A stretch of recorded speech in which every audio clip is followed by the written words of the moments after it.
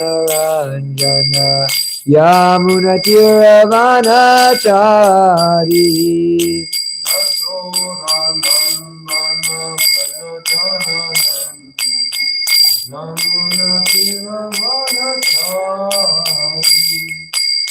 Yashodanandana Brajajana Ranjana Yamunatiravanachari Yashodanandana Brajajana Ranjana Yamunatiravanachari Jaya Radha Madhava Kunja Bihari Gopi Janavallabha Giridharadhari Jaya Radha Madhava Kunja Bihari Gopi Janavallabha Giridharadhari Jaya Radha Madhava Kunja Bihari Gopi Janavallabha Giridharadhari Jaya Radha Madhava Kunja Bihari Gopi Janavallabha Giridharadhari Yashodanandana Brajajana Ranjana Yamunatiravanachari Yashodanandana Brajajana Ranjana Yamunatiravanachari. Haribo. Thank you for coming. Thank you for coming. So I'm going to say some prayers of invocation and then we'll start. Jaya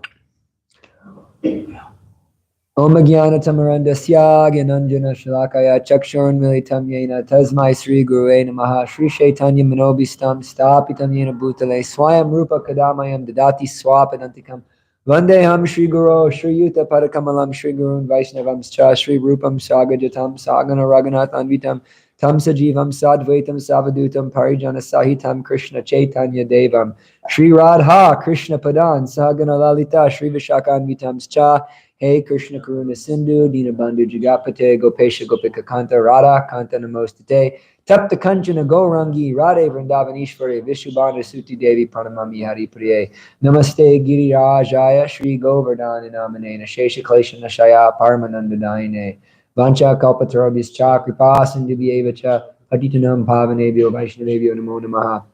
Mareka Bando Matsangin Mad Guru Mad Madana Mad Nistaraka Mad Bhagya Mad Anandan Mostute Asaru Saru Tadayan Atinicho Chatakara Namuncha Karachinmam Premna Ritkatayospura Om Namo Bhagavate Vasudevaya Namo Bhagavate Vasudevaya. Om Namo Bhagavate Vasudevaya. Om Namo Bhagavate Vasudevaya. Om Namo Bhagavate Vasudevaya.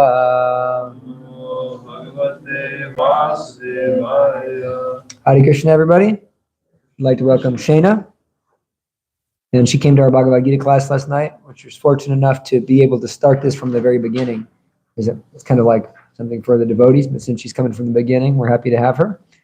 And nice to see you, Govinda Madhava. So this class is under the direction of His Grace Jivananda Maharaj. And because we want to essentially increase our understanding of Bhagavatam, scripture, to really help the community and help our own spiritual lives, because the Bhagavatam is the basis of our Krishna consciousness in the Kali Yuga. It is this supreme scripture. So I just like to everybody to read the, can I have one, Grung, or is it, yeah. And so I just wrote this out before the class, and these are the goals of the class, because we want this class to be very intentional and to really cultivate a certain mood. So we'll just go around and read one. Grunga can start to read the first one. Point 1. To provide the attendants a thorough understanding of the pastimes and principles in Srimad Bhagavatam. Mohini. To create beautiful Vaishnava relationships on the basis of Srimad Bhagavatam. Govinda. To new students to take up the culture of Srimad Bhagavatam and thus please the Lord. Chris. To teach Vaishnava etiquette as enunciated in Srimad Bhagavatam. Yamuna. Bring each individual closer to Srimad Bhagavatam. Shana? To raise the quality of our community's interactions. And 7 is to relish the Srimad Bhagavatam. These are what we want to do. And we're really trying, this is what we want to go into the class with this intention. This is what we're trying to do here. And I put 2 very important verses on this, that this Bhagavat Purana is as brilliant as the sun, and it has arisen just after the departure of Lord Krishna to his own abode, accompanied by religion, knowledge, etc. Persons who have lost their vision due to the dense darkness of the age of Kali shall gain light from this Purana. In the next verse, in the association of pure devotees, discussions of the pastimes and activities of the Supreme Personality of Godhead is very pleasing and satisfying to the ear and heart. By cultivating such knowledge, one gradually becomes advanced on the path of liberation, and thereafter he is freed and his attraction becomes fixed. Thus, real devotion and devotional service begins. And in Sanskrit, that is Shraddha Ratir Anukramishyati. Shraddha Ratir Bhakti Anukramishyati. So one develops faith, attachment, and love for God. Shraddha Ratir Bhakti Anukramishyati. So that's what we're doing. And this is not going to be done like a regular Bhagavatam class. We're going to be doing huge sections at a time to really establish what's going on in the Bhagavatam and take the lessons from the bigger part. And to increase your own study, as we study, you're welcome to go back, read the chapter we're going to do. It's easy to read 1 chapter a week. It's nothing. Read the chapter, then you'll get so much out of this whole class. And this is based off what I learned in Bhakti Vaibhav and what we did. So we'll start right with questions from the sages, text 1. And I have some, I picked out specific purports, different things we can discuss in each text, but we're going to go rather fast. And we're already running a little late, so I'll read the Sanskrit because it's very beautiful.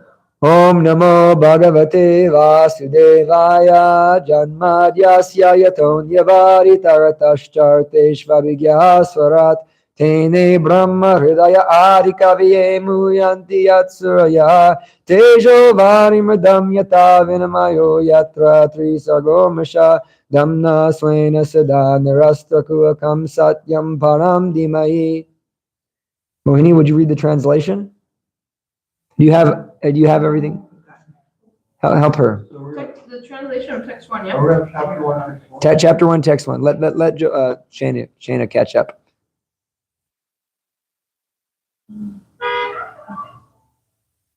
You're good. Okay, please read. O my Lord Sri Krishna, son of Vasudeva, O all-pervading personality of Godhead, I offer my respectful obeisances unto you. I meditate upon Lord Sri Krishna because he is the absolute truth and the primeval cause of all causes of the creation, sustenance, and destruction of the manifested universes. He is directly and indirectly conscious of all manifestations, and he is independent because there is no other cause beyond him. It is he only who first imparted the Vedic knowledge unto the heart of Brahmaji, the original living being. By him, even the great sages and demigods are placed into illusion, as one is bewildered by the illusory representations of water seen in fire or land seen on water.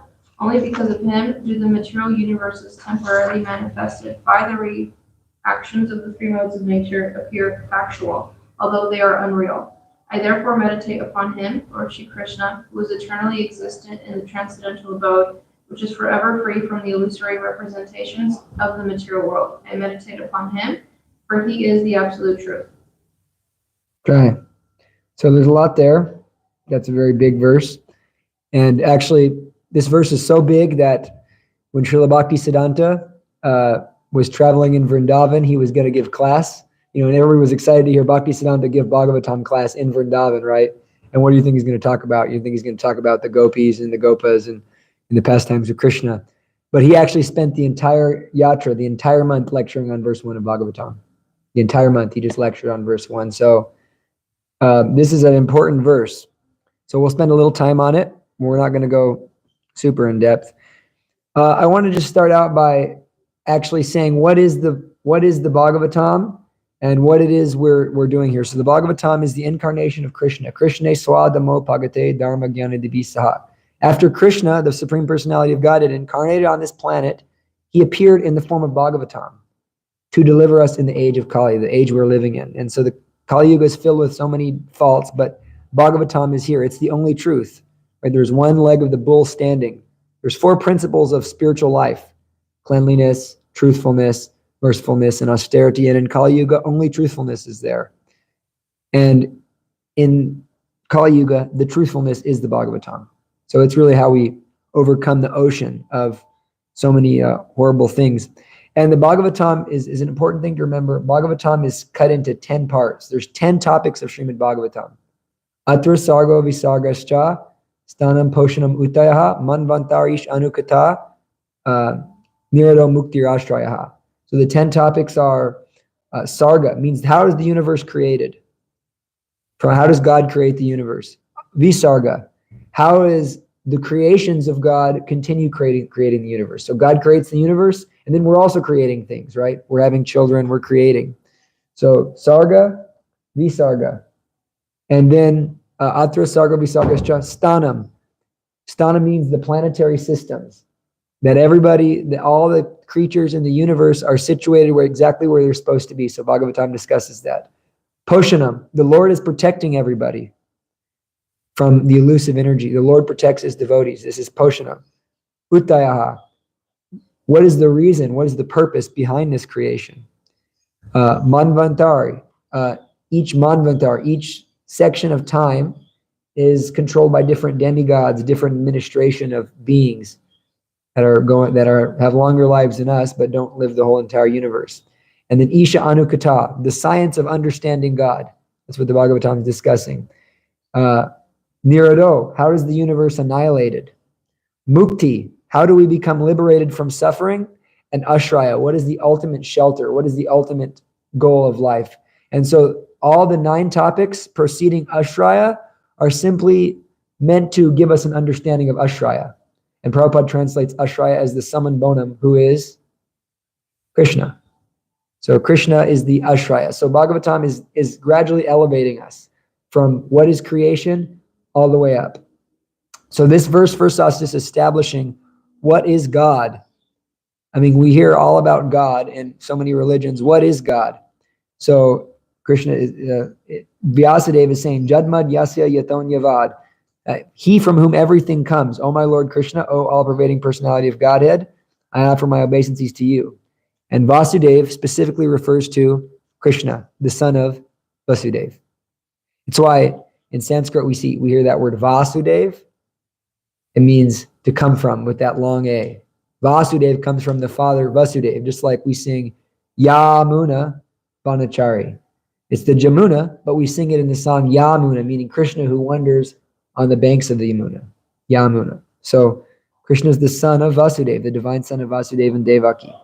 We're offering respects to him. We meditate on him because he's the absolute truth. He's the cause of all causes.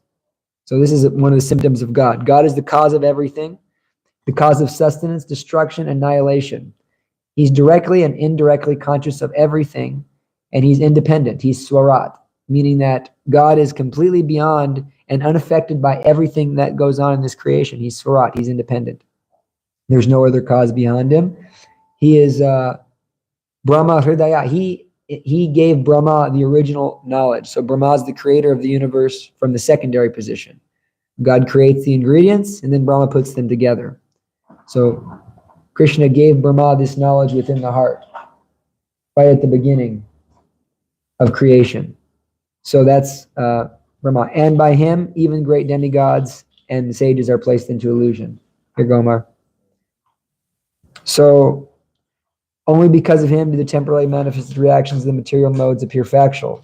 So God is basically the maintainer. He's doing everything, and we meditate upon him, who's eternally existent in his transcendental abode, meaning that God exists in an abode that is completely beyond the sufferings and the effects of this abode. So Prabhupada points out in the purport, these are important points to remember in the first verse. Prabhupada points out in the purport that he uses this word Dimahi, meaning it's a Gayatri mantra. We say Dimahi, right? Mohini chants Gayatri.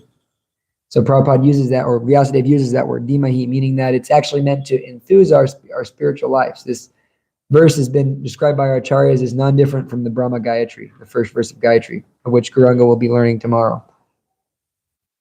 And I would like I'd like to just make this point clear that the first canto of Bhagavatam is basically the history of the Bhagavatam. How did the Bhagavatam come about? That's what we're hearing about in the first canto. What is the Bhagavatam? So I'd like someone to read the last 3 paragraphs of the purport. And then I have something I wanted to say at the beginning, but we'll say now.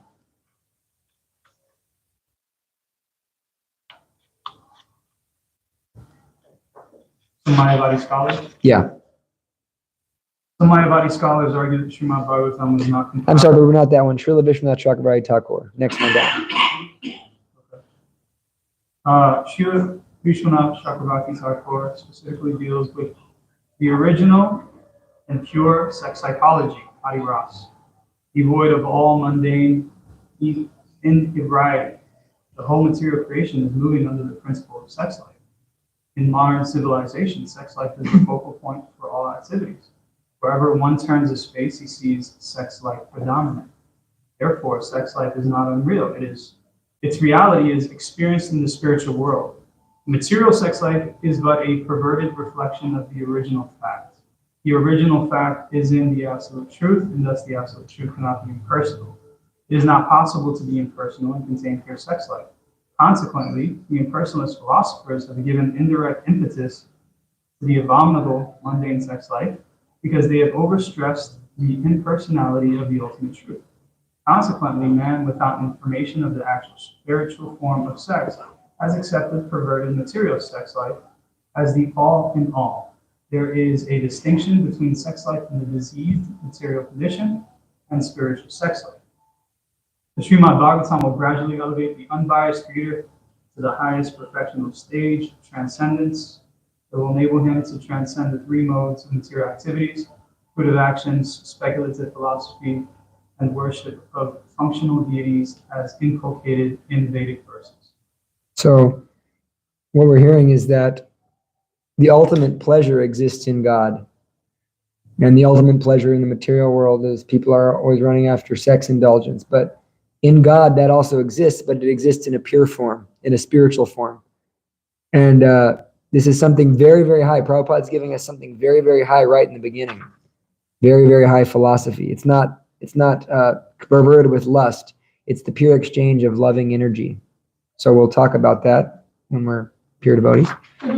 But I want to point out this. I didn't say this in the beginning. Like I said, we're really trying to cultivate the culture here of Bhagavatam. So I want everybody to ask a question. Try to think of a question amongst our saying and ask questions, because this is really what it's about. Bhagavatam is hearing and chanting, meaning asking questions, inquiring, and getting answers based on the Bhagavatam. In that way, you develop a lot of advancement and you actually please Krishna.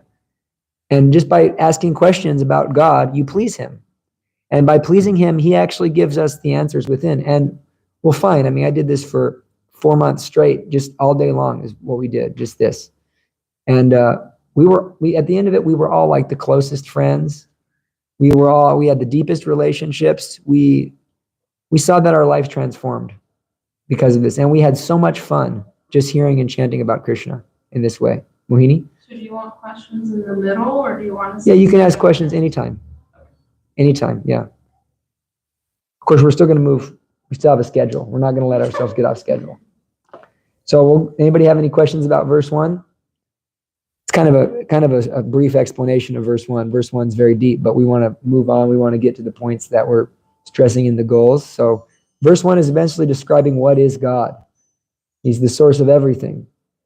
And actually, there's unlimited amounts of information about that. There's actually like 7 different descriptions that Vishwanath Chakravarti Thakur gives when describing verse 1 about each phrase, Janmadhyasa, 7 meanings, so many meanings. So, but you know, Vishwanath, he always focuses on the rasa aspect, the rasa aspect, the aspect of relationship. So yeah. So these first, Chris? Vasudev, there's 2 different people named Vasudev, right? Slightly different pronunciation. There's Vasudev and then there's Vasudev. Vasudev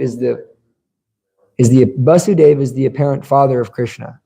Vasudev is Krishna, who's the Supreme Personality of Godhead. With a macro on the A. Yeah, a long A, Vasudev. And Vasudev is the father. And so it's described throughout the Bhagavatam that Vasudeva is actually a state of consciousness. We hear about Vasudeva Sattva. It's the state of consciousness in which Krishna appears. It's called Shuddha Sattva, Vasudeva consciousness. We hear about goodness. In the material world, there's three modes of nature. There's three predominant energies that control everything. One is called tamas, means ignorance. We see that in sleep and intoxication, laziness, anger. This is the influence of tamas. And we see that there's some animals in tamas, they act like that. They're very low-minded. They're into, eating abominable things. Then they're attracted to garbage. Then there's rajas, right? Rajas is the energy of passion. That's the base, predominantly focused on the attraction between male and female, and the desire to work within the world, to do things, to build things, to get money, to get enjoyment. And then there's goodness, which is predominantly seen by peace, tranquility, ease. And then there's pure goodness. Pure goodness is transcendental. That's where God exists. And so the Bhagavatam is actually bringing us to the stage of pure goodness. And so Vasudeva is the state of pure goodness. So Krishna's father, Vasudeva, in that pure goodness, he was able to, the Lord was pleased with him enough to appear as his son in the material world as an incarnation. It also reminded me of one other question that's on my mind. Okay. When someone's in a very destructive mood, like they're angry and they want to kill someone or Yeah. or something, is that the mode of passion or the mode of ignorance? The mode of ignorance. Yeah, it's the mode of passion gone down to the mode of ignorance that we hear from lust. Anger arises from anger, bewilderment of memory. Then at the end of everything's wrath. So, yes, we are transcending. All righty, shall we go to text 2? I want to say that these first 3 verses, these are the invocation of Srimad Bhagavatam. And then we're going to get into the questions by the sages. We're going to try to actually go through the whole first chapter if possible. But these first 2 verses are going to take the most time, and then we'll speed off after that. So I'll read it in Sanskrit. Dharma projito kaitavotra paramo niramat saranam satam vedyam vastava matra vasti shivanam tapatrayon mulanam Srimad Bhagavate Mahamunikite Kimba Pararishvara Sadyo Hridyavarudhyate Takriti Bishu Shushivistakshanat. Yuvita Prabhu taught me how to do that. Completely rejecting all. Actually, Govinda, go ahead and read. Completely rejecting all religious activities which are materially motivated, this Bhagavat Purana propounds the highest truth, which is understandable by those devotees who are fully pure in heart. The highest truth is reality distinguished from illusion for the welfare of all. Such truth uproots the threefold miseries. This beautiful Bhagavatam, compiled by the great sage Vyasadeva, in his maturity, is sufficient in itself for God realization. Sufficient in itself. What is the need of any other scripture? As soon as one attentively and submissively hears the message of Bhagavatam, by this culture of knowledge, the supreme mode is established within his heart. So this is a big, very important verse here. The first thing we should understand is what is religion. There's different levels of religion. So this is Dharma projito kaitavo. It's completely rejecting all cheating religions. It's completely rejecting all lower forms of religion. So kaitava dharma. And that's characterized by kama, meaning performing religious activities for the goal of sense gratification. So that means praying to God for a wife, praying to God for nice, enjoyment, money, this sort of thing.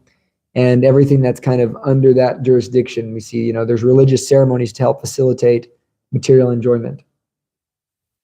Kama, dharma, means some people are they're being a good person because they want to get things, right? I go to church, I'm a good person. It's a form of gratification, dharma. And do it very dutiful. We don't see that in America because people don't really have that consciousness here. But in India, you see it, there's a sense of dutifulness, that we do our dharma. There's Kshatriya dharma, Shudra dharma, Brahmana dharma. So people are doing their dharma, and they're very attached to that. And that's their religious duty. They're doing their religious duty. Their duty as a wife, duty as a husband, duty as a father. And it's important. Dharma, artha, meaning performing religious activities to gain something material, material economic development. And Kama, Dharma, Artha, and Moksha. And that's what we're here in the Christian world. Everybody's talking about being saved. Everybody wants to be saved, right? And so even that's also a selfish desire, because it's actually, I want to be saved from what? So what Bhagavatam is propounding is this Traparamo Niramat Saranam Satam, this truth which is available for those who are non-envious, and which is Shivadam Tapatrayon Mulanam. It is auspicious for everybody. And what is that truth? That truth is the proper Dharma, the real Dharma is love for God. Love, pure love. I don't care if I'm here. I don't care if I'm in hell. I don't care where I'm at. I love you, Lord, and let me serve you wherever I'm at. Let me always remember you. Let me always think of you. Let me always serve you. And this is what the Bhagavatam is propounding. And that is the highest truth, which is distinguished from illusion and which is auspicious for all. It's Shivadam. It's Shivadam. It's auspicious for everybody. The whole world is benefited by this truth. Everybody is uplifted by this knowledge. And we're saying that this is compiled by Vyasadeva in his maturity. So there's so many, Vyasadeva is this very predominant religious teacher, of the Vedas, the writer of the Vedas, compiler. And in his highest mature state, he writes the Srimad Bhagavatam. It's the cream, it's the end of all spiritual knowledge. What is the end of it? He writes all these things, and out of all scriptures, this is the end of scriptures, because it's the final conclusion of what spirituality is. So, beautiful Bhagavatam, Srimad Bhagavate, in his maturity, and it's sufficient in itself for God realization. So simply by hearing, we can realize God. And there's this point here. This first canto speaks a lot about what is the qualification to really understand the Bhagavatam. What is the qualification to understand these absolute truths, these truths? That qualification is as soon as one attentively and submissively. So it's important that we have the proper mood. And that's one thing we want to develop in this class is we want to speak about the mood of having assemblies, spiritual assemblies. How do we actually associate with our guru? How do we associate with spiritual personalities? How do we associate with the scriptures? So one thing is we should be shushusho. We should be very eager to hear. We should hear very attentively, and we should hear in a submissive and open mood, so that the speaker isn't just giving book knowledge. He's actually trying to pour out his heart. He's trying to give you realization of these truths. So Vyasadeva was in his maturity. This is his absolute ultimate revelation. And when he writes, I'd like someone to read the last two paragraphs of this purport. Less fortunate persons. Oh, actually, no. The proper method for receiving. The proper method for receiving this transcendental knowledge is to hear it submissively. A challenging attitude cannot help one realize this transcendental message. When the one particular word is used herein for proper guidance, this word is shushu. One must be anxious to hear this transcendental message. The desire to sincerely hear is the first qualification. Less fortunate persons are not at all interested in hearing the Srimad Bhagavatam. The process is simple, but the application is difficult. Unfortunate people find enough time to hear idle social and political conversations. But when invited to attend a meeting of devotees to hear Srimad Bhagavatam, they suddenly become reluctant. Sometimes professional readers of the Bhagavatam immediately plunge into the confidential topics of the pastimes of the Supreme Lord, which they seemingly interpret as sex literature. Srimad Bhagavatam is meant to be heard from the beginning. Those who are fit to assimilate this work are mentioned in this shloka. One becomes qualified to hear Srimad Bhagavatam after many pious deeds. The intelligent person, with thoughtful discretion, can be assured by the great sage Vyasadeva that he can realize the Supreme Personality directly by hearing Srimad Bhagavatam. Without undergoing the different stages of realization set forth in the Vedas, one can be lifted immediately to the position of Paramahamsa simply by agreeing to receive this message. So it's a pretty big statement. Mohini is something to say. Does that mean if you're not listening attentively or submissively, you won't gain any benefit from listening to Srimad Bhagavatam? Nice question. There's something called a Gyata Sukriti. You'll always gain a Gyata Sukriti. You get a Gyata Sukriti, but it's very slow, meaning you're getting the qualification to actually hear. You're getting the qualification of the qualification. Yeah. It's slowly but surely you'll gain. But we want to become Shushusho. That's really the main thing. And this is a big, powerful statement here. You can become a Paramahamsa. You know, that's a pretty amazing thing. Paramahamsa means the highest swan-like stage, the most supreme type of human being. A Paramahamsa means, Hamsa means swan-like. Para means the most swan-like, the supreme swan-like human being. A swan is very beautiful and it's very graceful. So it's this analogy used. So you can become a swan-like devotee of the Lord. Like Prabhupada was a Paramahamsa. He's actually, we're being invited to become like that, to become, purely enlightened soul. And you can do that by just sufficiently and eagerly hearing the message of the Bhagavatam. If we're just eager to hear, we can become very spiritually happy. You can gain supreme spiritual happiness by being eager to hear this message. Yes, Mohini. But is the goal of listening to Srimad Bhagavatam to be blissful or to be happy? Well, there's different ways. The ultimate goal is always going to be love for Krishna.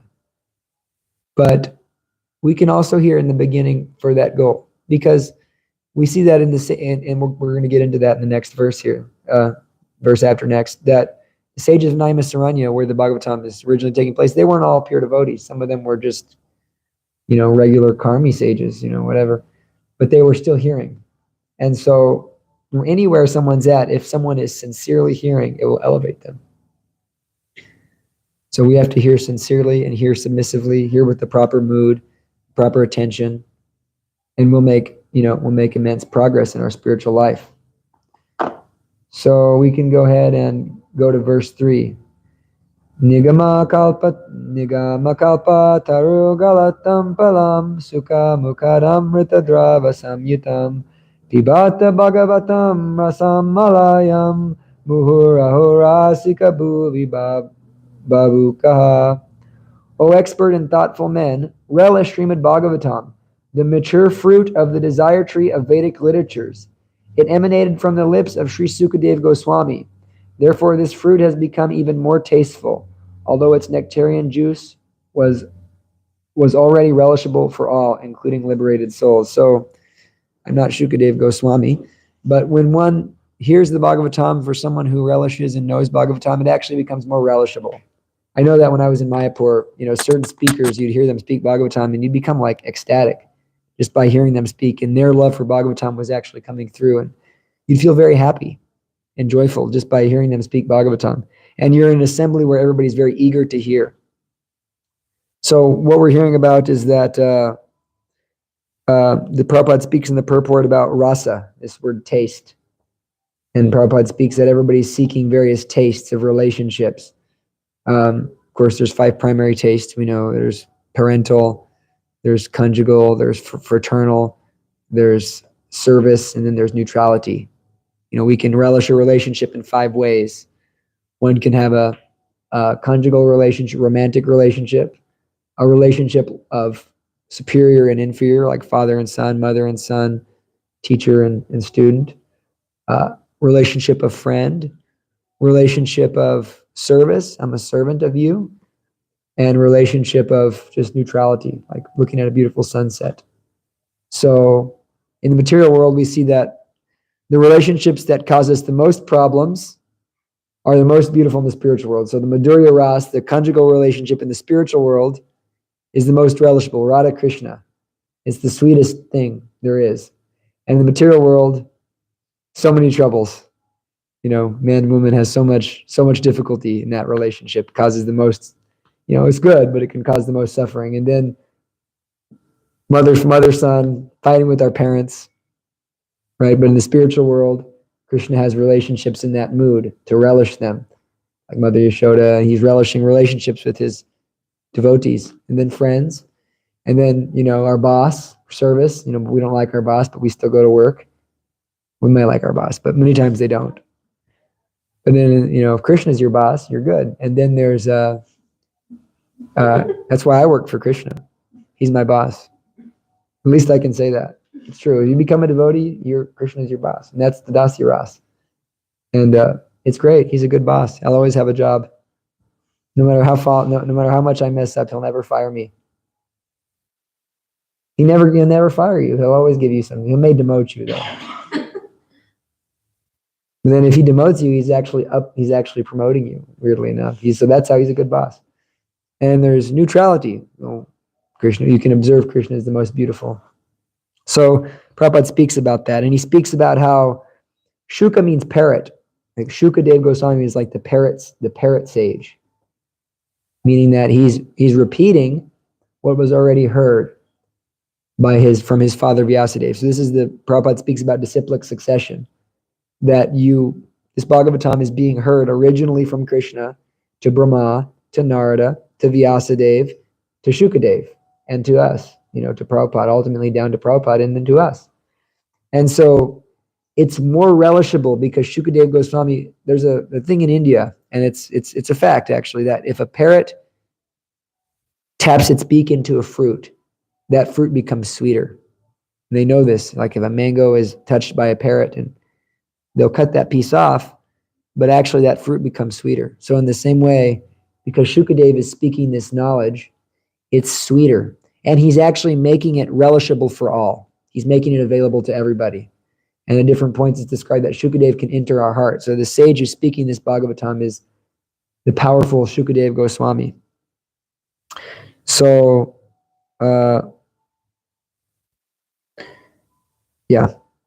we're hearing about the qualification of the speaker of Bhagavatam. So Shukadev Goswami, his qualifications are extraordinary high, and we'll go into that more and more. Thoughtful men relish Bhagavatam, the mature fruit of the tree, Vedic desire tree. So we hear that the Vedas are like a desire tree, meaning that they fulfill the desires of everybody approaching God, right? There's different levels of religion, and they're fulfilling those desires. But the supreme desire, the supreme fruit is this Bhagavatam. It's the mature fruit of that desire tree. So now I'd like to, is there any questions on this? I was going to have someone read a paragraph, but I'm looking at the time. I'd like to move, because once we get into the questions by the sages, we'll move really fast. We'll just read the verses. So we'll go with verse 4. Mohini can read, or whoever, Omar can read verse 4.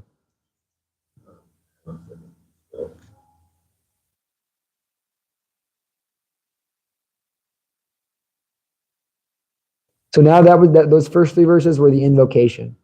We spent a little time on them, but we're going to move on now and go rather quickly. The translation? Yeah, just the translation. Once, in a holy place in the forest of Naimisaranya, great sages headed by the sage Sanaka assembled to perform a great 1,000-year sacrifice for the satisfaction of the Lord and his devotees. Prabhupada speaks about the necessity to perform sacrifice, meaning to sanctify. We need to sanctify our lives and to satisfy the Lord. And that way we bring blessings on us. And the greatest sacrifice we can do is Sankirtan, meaning the chanting of the holy name and the hearing of Srimad Bhagavatam, hearing about the Lord. So, text 5. One day after finishing their morning duties by burning a sacrificial fire and offering a seat of esteem to Srila Sudha Goswami, the great sages made inquiries with great respect about the following matters. So, Prabhupada makes the point that morning time is the best time to perform spiritual activities. I wake up at 2 a.m. Because when you perform your spiritual activities in the morning, you do your meditation, you do your readings, you become very, very happy, very spiritually advanced. And I just want to read the last paragraph of this verse. Those who listen to Bhagavatam may put questions to the speaker in order to elicit the clear meaning, but this should be done not in a challenging spirit. One must submit questions with great regard for the speaker and the subject matter. This is always the way recommended in the Bhagavad Gita. One must learn the transcendental subject by submissive oral reception from the right sources. Therefore, the sage addressed the speaker Sutta Goswami with great respect. Once again, we're hearing this kind of importance of this knowledge isn't just book knowledge. There's something else going on. When the proper mood is there, when the speaker and the listener have the proper mood, magic happens. We really want to try to have that happen here. But so we're hearing that, and now we're hearing there's these questions by the sages. So we're hearing that the sages have gathered together, and now we're going to hear how to actually question a spiritual personality. So most of us here have the same guru. Some of us here are new, and some of us here are not having the same guru, but are aspiring to be initiated, or at least in the Krishna conscious movement. So in all cases, in order to really receive spiritual knowledge, one has to approach a spiritual personality and inquire submissively and have a really proper mood. And we want to learn about that mood, because sometimes people, they take a guru, but they don't have the right mood with the guru. And therefore, they have a friend, they have a well-wisher, but do they have a guru? Do they have someone that's actually giving them spiritual knowledge? So go ahead and read text 6, Garanga. The sages said, "Respected Sutta Goswami, you are completely free from all vice. You are well versed in all the scriptures, famous for religious life, and the Puranas and the histories as well. For you have gone through them under proper guidance and have also explained them." Okay. Shana, would you like to read verse 7?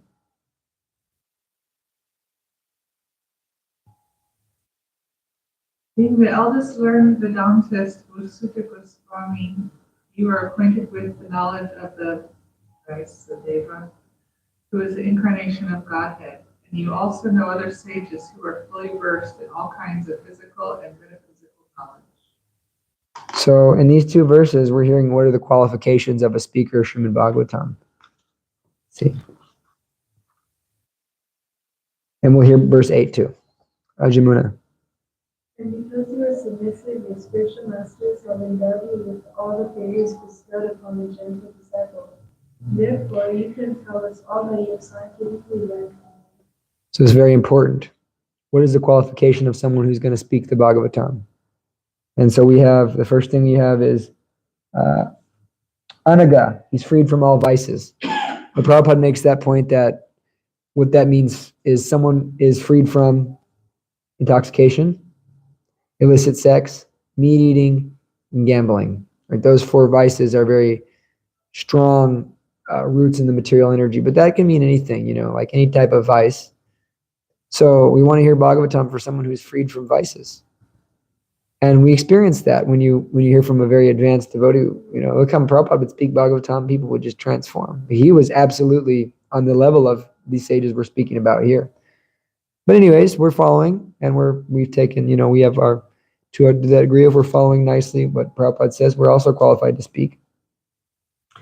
Akyatani Aditani. He's well read. So someone who's speaking should be well read. That's why we should always read. We should read these scriptures. Prabhupada gave us these books, translated them. We can read. The more we read, the more we become qualified to speak, hearing and chanting. So one of the goals of his class is we want you to, become well acquainted with the Srimad Bhagavatam so that it helps your spiritual life and you can be an inspiration to others. I feel, like I don't have any qualification, but somehow or another, because I'm doing this reading every day and because I'm studying these books, somehow or another, the Lord will use you to help people, to transform their lives. And that's an amazing feeling. I encourage everybody to get into that. Veda Vidam Shreshtaha. He's the eldest learned Vedantist. So Vedantist means he's understood. Veda means knowledge and Anta means end. So Vedantist means one who understands the conclusion of knowledge. Vedanta means the end of all knowledge. So he's the eldest and most learned Vedantist. In that assembly of sages, he's the eldest and most learned. Therefore, he is elected to the stage of speaker. He's Somya. He's pure and simple. So Vaishnava means simple. If we want to actually develop spiritual knowledge and spiritual life, we need to become simple. What does that mean, to be simple? Not complex. Thank you, Chris. Get this man a medal. Yeah, no, true. Cling to your beliefs. True. You can be open-minded is important. Simple. I think to be satisfied with what Krishna Yeah, yeah, be satisfied. That's basically simplicity means let us be satisfied with our seva, with our service to God. You know, we can't go one iota over our karma. We have our prescribed quota. Ishavas yamidam sarvam yat kincha jagatam jagat tena tyaktena bunjita magrita kasisvidanam. Everything's under the control by God. And you can't go one hair over your quota. Therefore, you shouldn't be envious. You shouldn't look at other people's things. We have to just accept this is my karma. And everything will come to me according to that. That's fearlessness also, but it's simplicity. And so we should become satisfied and, to use this life for what it's meant for, meaning we try to realize God, we try to do devotional service, we try to perform bhakti yoga, and, we become happy with what we have.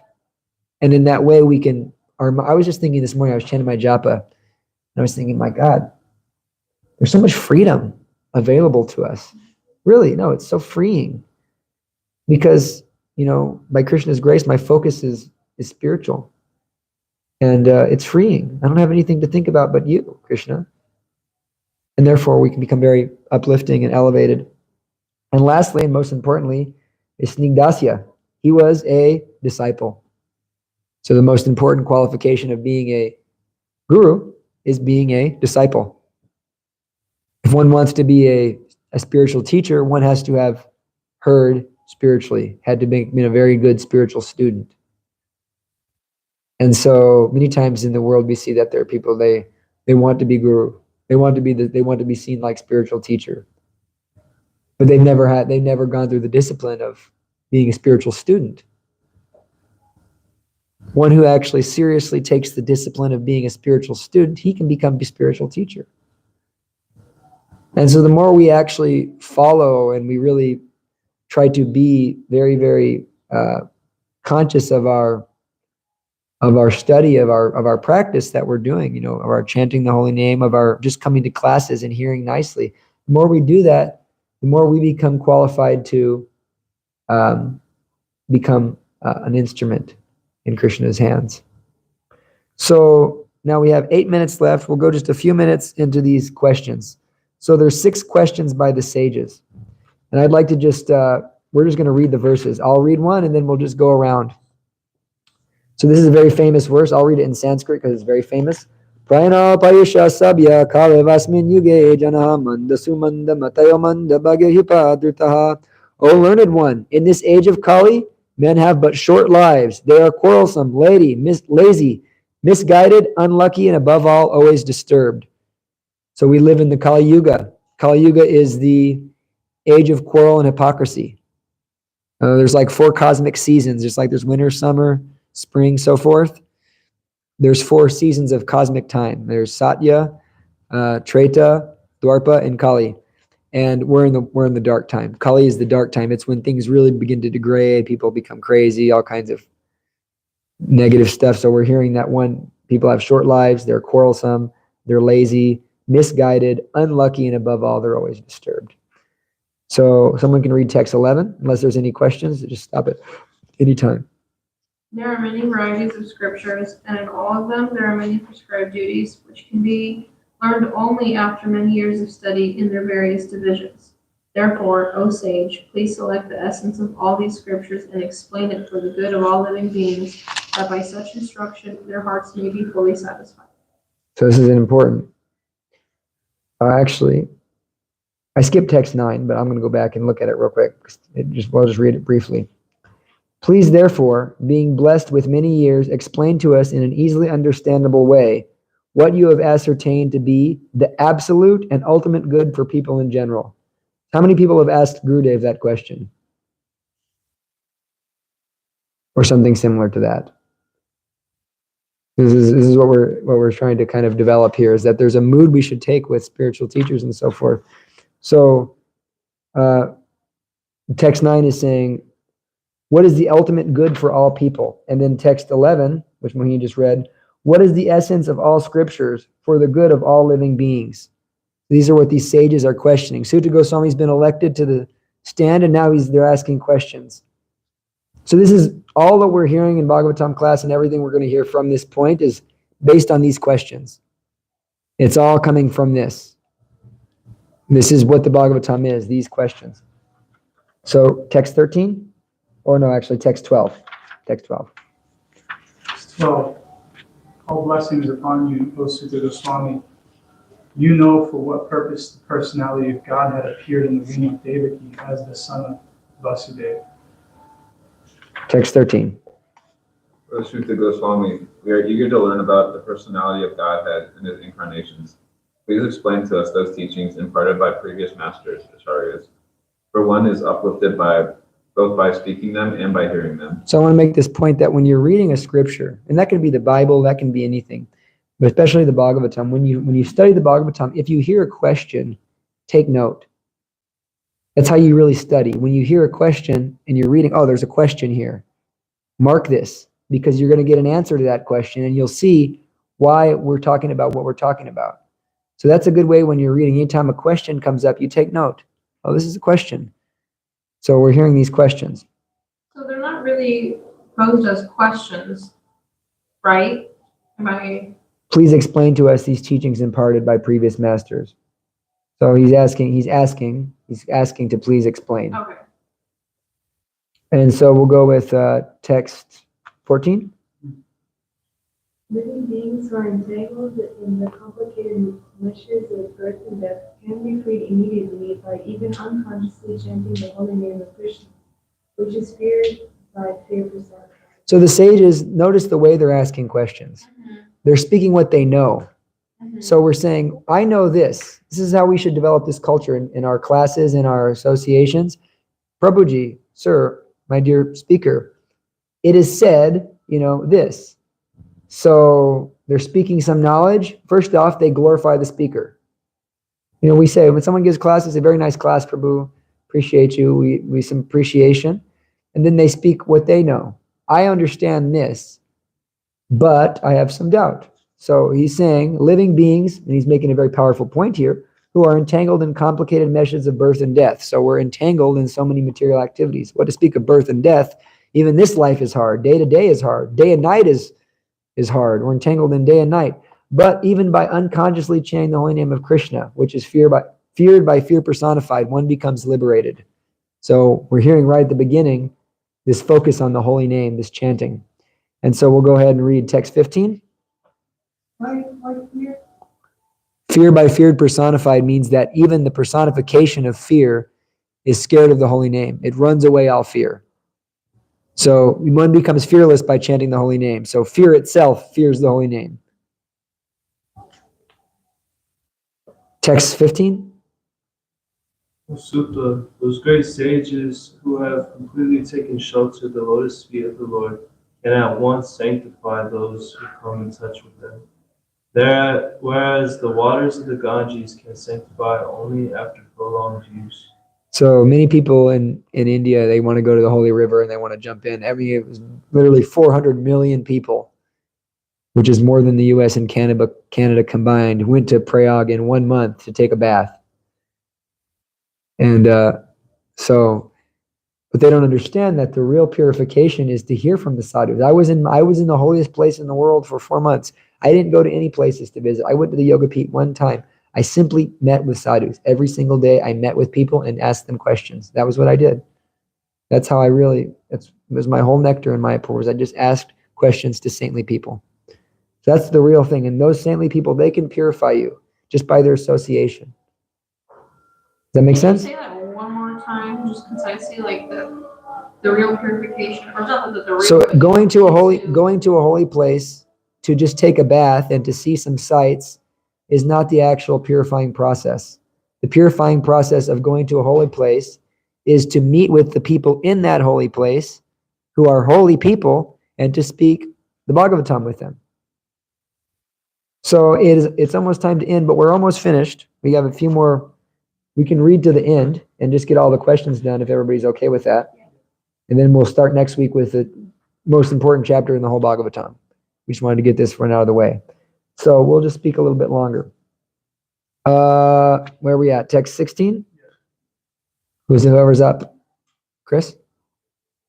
Who is there desiring deliverance from the vices of use or quarrel? is not going to hear the virtuous words of the Lord.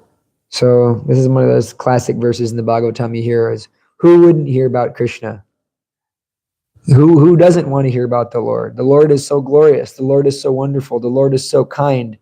He's the kindest and the sweetest and the most wonderful person. Who wouldn't want to hear about him and his devotees? And so go ahead and read the next text. His transcendental acts are magnificent and gracious, and great learned sages like Narada sing of them. Please therefore speak to us, who are eager to hear about the adventures he performs in his various incarnations. So this is one of the questions that we're asking. Tell me about the Lord. So when you go to your guru and you say, tell me something about the Lord, that's very uplifting. This is very powerful. Tell me something about Krishna. What to speak of all my material things? What to speak about me? Let me ask about Krishna. So this is the proper attitude we should develop, with all devotees and each other. And actually, this is the basis for sweetness. It doesn't seem at the beginning, when you first think, this doesn't make any point. Just talking about God all the time. Why would I want to do that? But actually, no, this is the basis of sweetness. When you really see, actually, especially in a community of people practicing a saintly path, we're all chanting Hare Krishna in this community, right?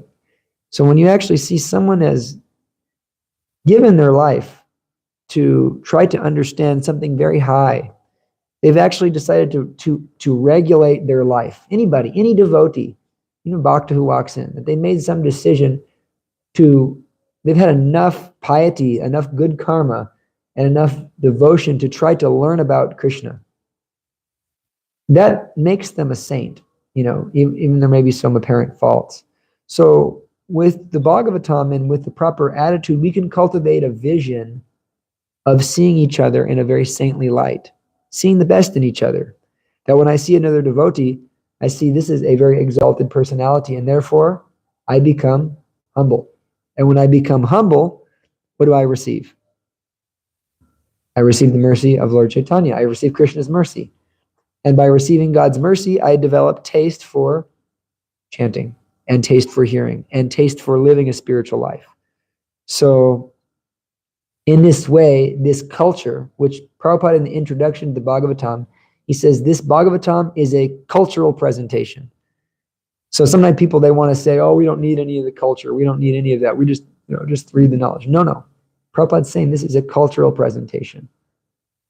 We're presenting a culture of Bhagavatam, a culture of questions and answers and life and a way of being based on spiritual enlightenment, based on the love of God, based on prema.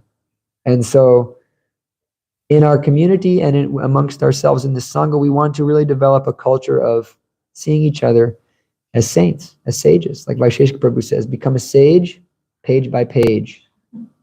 You can become a sage page by page. Just read. So, therefore, we should ask good questions. Text 18. O Sutta, We have a few verses left. Two verses left.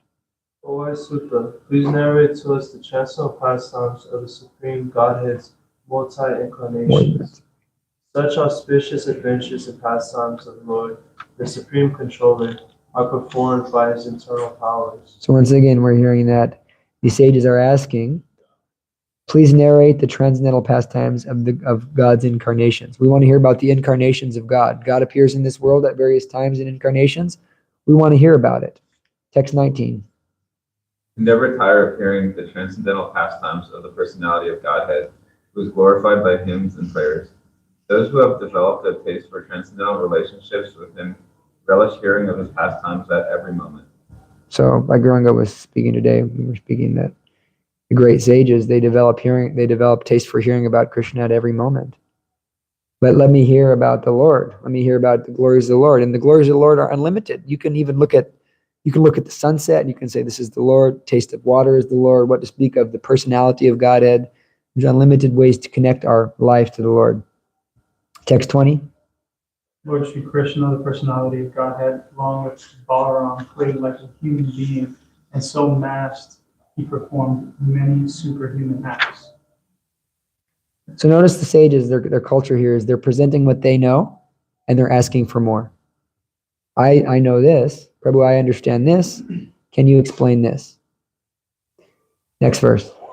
Knowing well that the age of Kali has already begun, we are assembled here in this holy place to hear at great length the transcendental message of Godhead, and in this way perform sacrifice. So they're understanding that we're in a seriously bad age. Things are not going well, and therefore let us sit here and learn.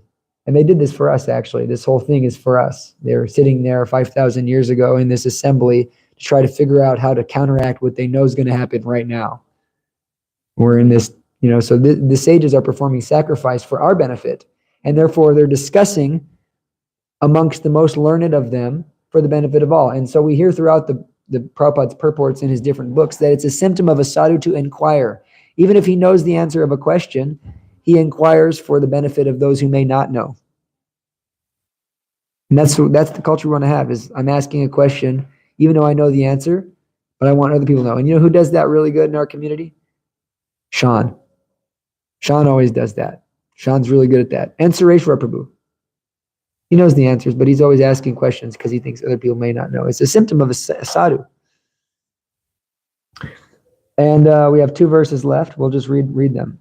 This is a nice verse, actually. We hear this verse 22. Sometimes when it's a good verse to recite when you see your spiritual master or your guru. Go ahead. I think that we have met your goodness by the will of providence, just so that we may accept you as a captain of the ship for those who desire to cross the difficult ocean of Kali, which deteriorates all the good qualities of a human being. It's very beautiful, I think. We think that we have met your goodness by the will of providence. So by the will of the Lord, by the will of providence, we've met such a wonderful person as a devotee. And just so that we can accept you as a leader, because we desire to cross over all the suffering, which is deteriorating all our good qualities. And text 23 I'll read. Since Sri Krishna, the absolute truth, the master of all mystic powers, has departed for his own abode, please tell us of whom the religious principles have gone for shelter. So the incarnation of God has left the planet. Krishna has left the building, folks. And so now we're hearing, where is religion going to go? So I'll review the questions momentarily. What is the absolute and ultimate good for people in general? Explain the essence of all scriptures for the good of all living entities. Why did the Lord appear in the womb of Devaki as the son of Vasudeva? Describe about the Lord who performs adventures in his various incarnations. Narrate the transcendental pastimes of the Lord in multiple incarnations. And whom religious principles have taken shelter after the Lord's disappearance? So these are the 6 questions of the sages. And this is the basis of Srimad Bhagavatam. This is how it starts. We heard the invocation that Vyasadeva was citing, and now he's telling us 5,000 years ago in a place called Naimisaranya, sages gathered together for sacrifice, and they questioned their guru, Sutta Goswami, for the benefit of all. So they're asking questions for our benefit. These questions are very relevant to us because they're for our benefit. So the answers to these questions are relevant to us. And we'll hear in the next chapter, Sutta Goswami is going to explain that your questions are lokal mangalam. That's why we're encouraging you to speak questions, because he says such questions are loka mangalam, meaning that they bless the whole world. By asking such a question, you bless the whole world, because the answers to these questions from the proper sources bless everybody. Just like we hear a very good example in our Srila Prabhupada in Mayapur in his Bhajan Kutir. One boy came who became Brahmatirtha, and he asked Prabhupada perfect questions and he received perfect answers. And we have a book called Perfect Questions, Perfect Answers. And for that. So we should ask questions. Are there any last minute questions, points, and ways to improve this class? I feel like I had a question, but You're the best. You're asking questions. You and Chris, you guys win the prize for Sadhu. You'll get the Loka Mangalam award. Omar's also asked a lot of questions most of the time. He's not sorry, so he may not deny it, but he does ask questions a lot. So okay. This isn't the question I was thinking of, but it came to my mind. It's not about the questions of the sages. Does one, when reading Srimad Bhagavatam, have to read the Sanskrit and recite it in the proper meter to gain benefit? No, because it says in the Bhagavatam, there's a verse that says, Tadvaj Vishargo Chanataga Viplavo Yasmin Pratishlokam Abhadavyat Yapi Namanyantasyasya Som Kintaniyat Shrinvati Gayanti Grinati Saravaha.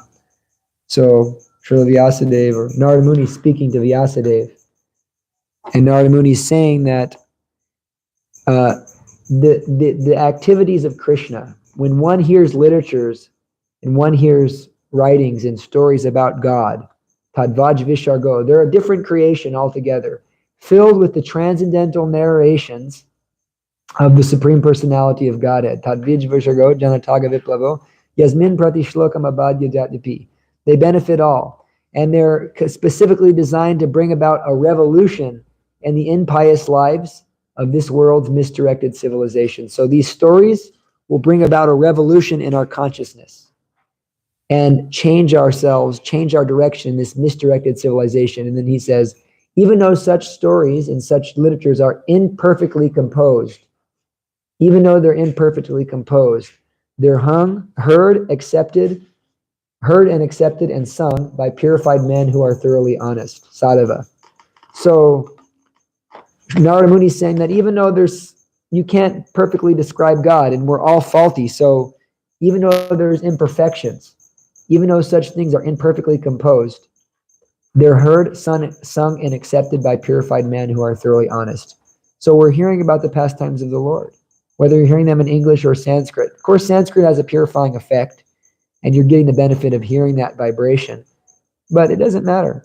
Prabhupada wrote the Krishna book. There's no Sanskrit in the Krishna book. It's just the stories of Krishna. And the Krishna book, Prabhupada said, if you read this book, you'll become an enlightened devotee of God.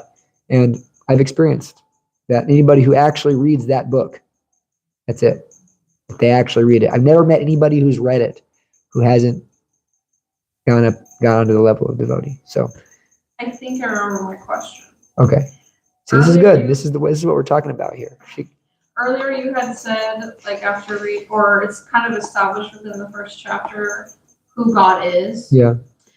And by that, do you mean like realizing God? Does that mean at the same time you realize your relationship with God?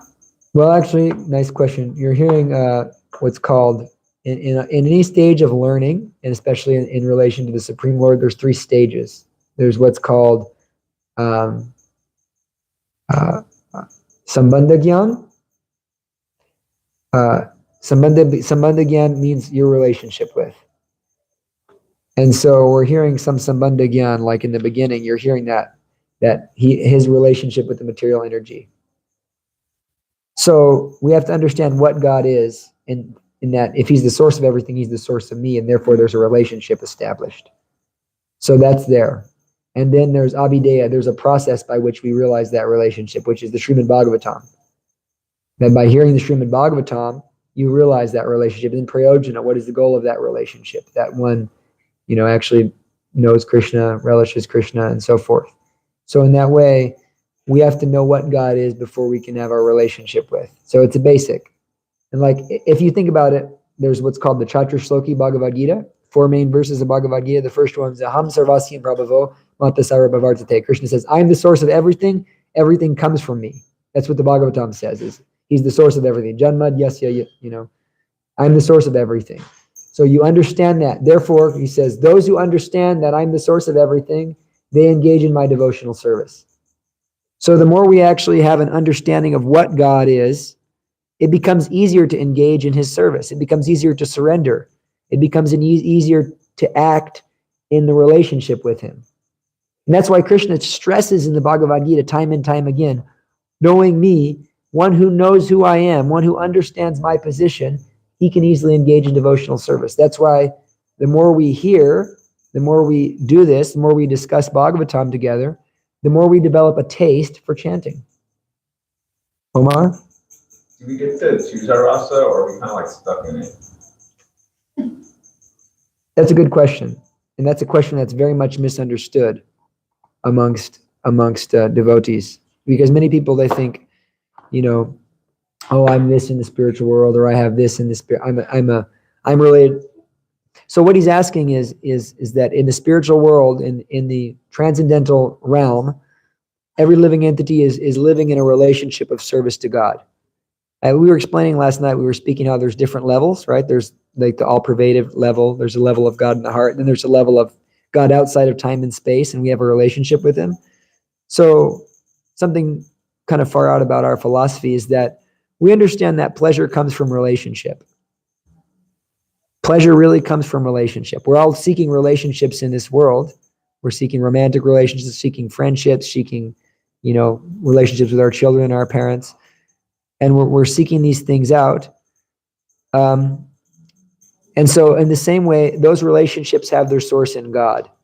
And so what he's asking is in the spiritual world, is our relationship with God, the mood of that relationship fixed, or do we develop it?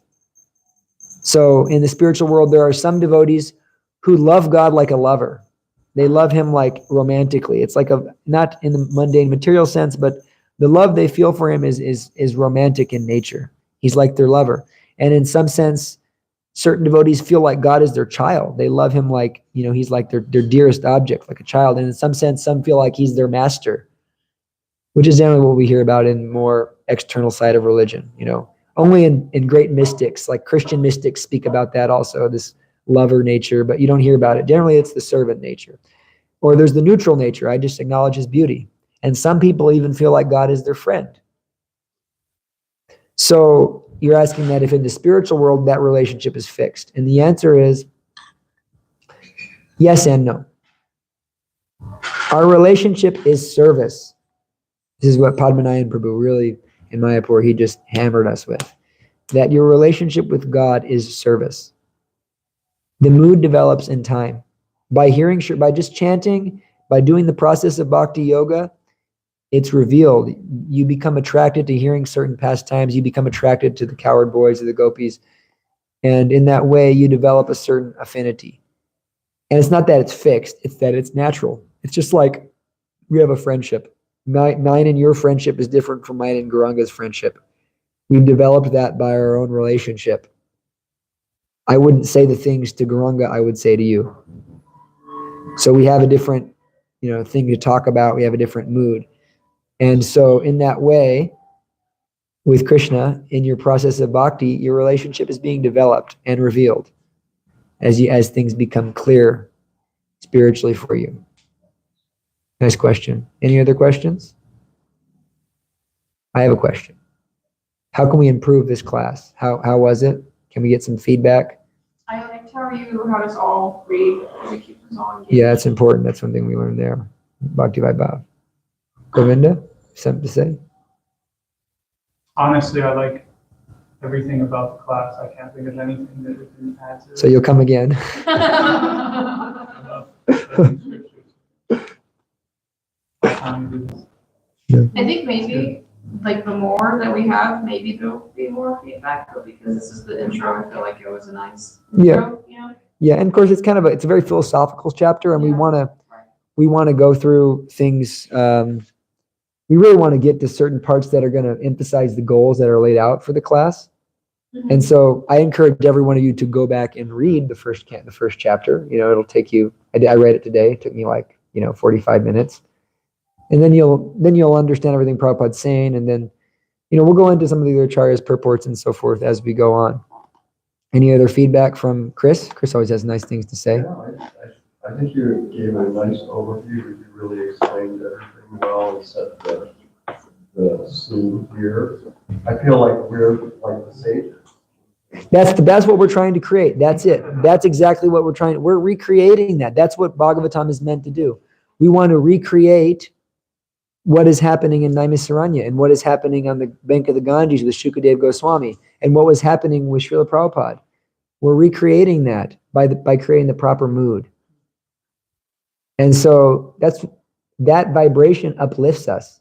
And if we can have that vibration as we go about our day and as we interact with devotees, and especially, the stories they're saying, we're hearing about how Bhagavatam means how a devotee of God interacts with God, interacts with other living entities, and interacts with other devotees. That's Bhagavatam. We have our Srimad Bhagavatam, which is 18,000 verses, but it's described that in the higher planets, there's a Srimad Bhagavatam that's more verses. And Prabhupada said that any story about God and his devotee and their relationship is Srimad Bhagavatam. So we hear about Lord Jesus Christ.